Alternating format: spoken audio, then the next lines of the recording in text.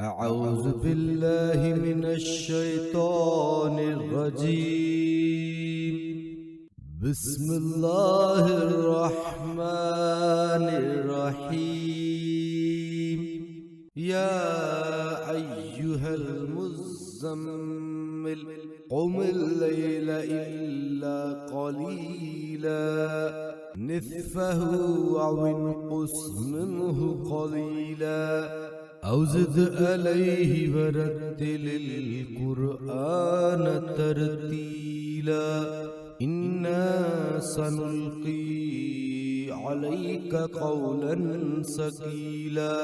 إن ناشئة الليل هي أشد وطئا وأقوم قيلا إن لك في النهار سبحا طويلا واذكر اسم ربك وتبتل إليه تبتيلا رب المشرق والمغرب لا إله إلا هو فاتخذه وكيلا واصبر على ما يقولون واهجرهم هجرا جميلا وذرني والمكذبين أولي النعمة ومهلهم قليلا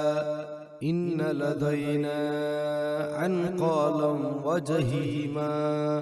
وطعاما ذا غصة وعذابا عليما يوم ترجف الأرض والجبال وكانت الجبال كثيبا مهيلا إنا أرسلنا إليكم رسولا شاهدا عليكم كما أرسلنا إلى فرعون رسولا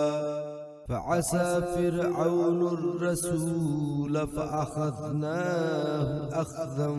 وبيلا فكيف تتقون إن كفرتم يوما يجعل الولدان شيبا السماء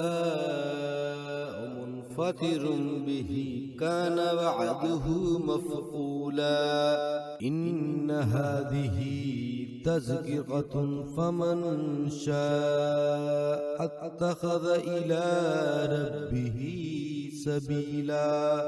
إن ربك يعلم أنك تقوم أدنى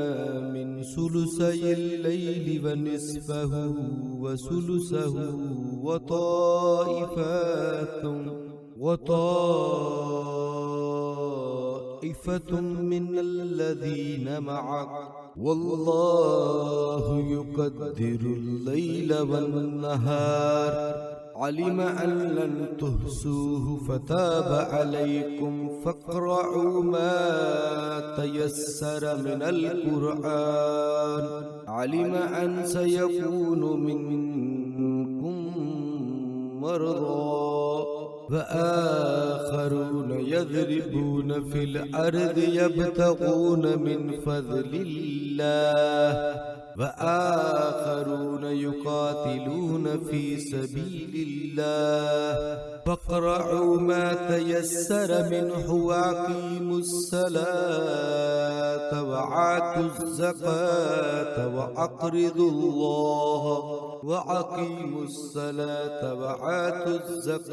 وأقرضوا الله قرضا حسنا وما تقدموا لأنفسكم من خير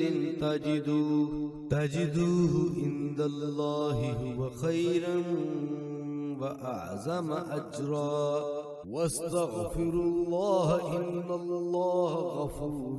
رحيم صدق الله العظيم.